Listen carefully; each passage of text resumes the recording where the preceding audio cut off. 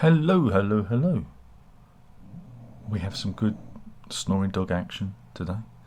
I call this one a snoring dog with training shoes.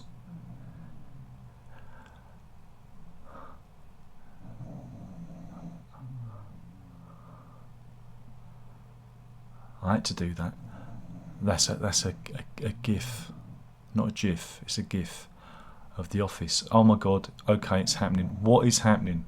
Well, again, if you're not in the loop, if you've not read the title or description, it was formally announced today. Yes, Peter Gabriel, I.O. the tour. We can read it. Look, see, 2023. Peter Gabriel will tour across the UK and Europe next spring. The tour marks his first shows outside of North America since 2014's Back to Front tour, celebrating the era-defining album. So, produced by Live Nation, of 22 shows in Europe, will kick off in Krakow, Poland, on the 18th of May, with dates in Italy, France, Germany, Denmark, Sweden, Norway, the Netherlands, Belgium, Switzerland, and the UK, before wrapping in Dublin, Ireland, on 25th of June 2023. The tour will then continue in North America in late summer, fall, with dates and ticket information to follow. The I.O. tour will see Peter Gabriel playing new material from his forthcoming album, I.O. Input, Output. Again, this is something he's been talking about for 20 years, isn't it? I'm sure I.O. has been touted for 20 years, as well as delving into his wider music catalogue with his with hits, fan favourites, and the unexpected. For shows, Peter will be joined by regular bandmates Tony Levin, David Rhodes, and Manu Katché. Again, it was Manu Katché who let slip that this was going to happen. It's been a long while, this is a Paul quote, and I'm surrounded by a whole lot of new songs, and I'm excited to be taking them out on the road for a spin. Look forward to seeing you out there. And says, don't miss this bit. As a member of Peter Gabriel's mailing list, that's me, you can access an exclusive pre-sale link to buy tickets today ahead of the general sale on Friday. Links below. Go live at 12 noon today. And here we go. So Thursday 18th of May, Krakow. 20th of May, Verona. 21st of May, Milan. 23rd of May, Paris. 24th of May, Lille. 26th of May, Berlin. 28th of May, Munich. 30th of May, Copenhagen or Hagen. 31st of May, Stockholm. 2nd of June, Bergen. 5th of June, Amsterdam. 6th of June, Antwerp. 8th of June, Zurich. 10th of June, Cologne. 12th of June, Hamburg. 13th of June, Frankfurt. 15th of June, Bordeaux. 17th of June, Birmingham. 19th of June, London. 22nd of June, Glasgow. 23rd of June, Manchester. 25th of June, Dublin. And there you go.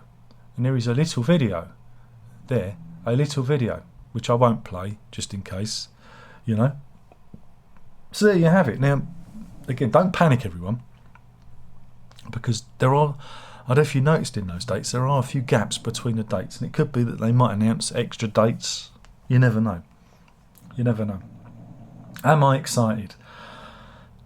I'm 51.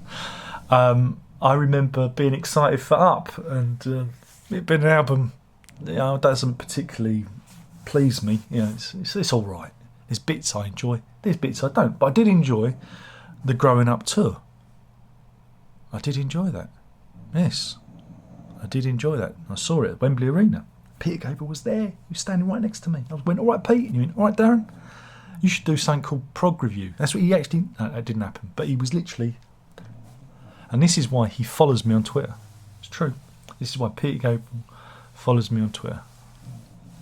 But yeah, it's again, this is something that Manu Katché did kind of reveal accidentally on purpose in an interview, and there's been a lot of speculation about it. Again, Gabriel has been posting pictures of his hard drives with his album for, again, I think the first time he did it was about 2015, 2016, when he said here's the album. And again, I imagine that the pandemic and everything probably put that on hold, and various other logistical issues with getting people available. But yeah, it looks like we're getting another album, which would be, I don't know. Will it be interesting? No, because it looks like Gabriel's probably going to be producing it himself. So we're going to have lots of long meandering songs. We've already seen that with, was it The Veil and I'm Amazing? Remember those were singles that were released independently, digitally, previously. So that kind of gives an indicator of what to expect. And then you've got these concerts. Again, I'd love to go, but I know that the tickets are going to probably be beyond my availability, my financial solvency, because it's the O2. And again, I don't really want to sit up in the gods and sit far away. I want to be at least have a sense of being in the moment. This is what was good about Wembley Arena, is even though I think it's like a 15,000 seat venue, it didn't feel big. Whereas the O2, we're getting into kind of Earls Court sized venues, and I don't like it. It just feels too impersonal. I like something a little bit closer, a little bit more. I don't like those big mega venues. So yeah, that as they say is the news, and I have to make this video before people start telling me, because people will tell me and say, Darren, have you heard? And I go, yes. And so this is to preempt that, and I'm sure we'll talk about it on the live stream. And if you're watching this on Tuesday the 8th of November 2022, the live stream will be tonight, because it always is. It's on a Tuesday, remember? So I will see you there, and we can talk about this. And yeah, I mean, it's just great. It's great that there's more music, and it's great there's more performances. It's a shame that I live in a time where everything is so expensive. Mind you, again, even if I was working, I'd balk at some of the VIP ticket packages that they put out there now, which I think are frankly obscene. But there you go.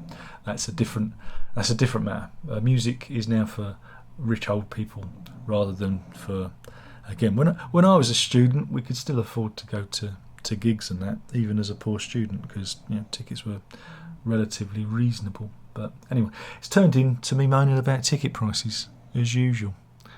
But I call it as I see it. So yeah, that's it. It's finally happened. Peter Gabriel's I.O. album is coming. So what do you reckon? January next year? January? Or do you think he'll bring it out closer to the tour dates? So, I mean, the first date is May, 18th of May. So, but then that doesn't get people enough time to be familiar with the album. So, April, January or April. Well, it could be any time. Or maybe he'll release it after the tour. That would be funny, wouldn't it? That would be a contradictory thing to do. So yeah, 2023 is going to be interesting for us Peter Gabriel fans, and I will need to make room on my shelves for another album. So yeah, there we go. It's finally happening. It's finally here. We've waited long enough. It's like isn't it 20 years since Up? It feels like 20 years. I had a full head of hair back then. I didn't. I think I was started shaving my head back then. But there you go. Yeah, I did actually. 2022. It was the Queen's. Was it Gold Jubilee? So I remember it. Brian May was on the top of Buck House, and I slunk upstairs to shave my head like this, just to surprise the missus. I came down and she was like, because I wasn't fully bald then. I just, as soon as it went thin. Anyway, I'm just zooming off there. Anyway, this has been a Snoring Dog production.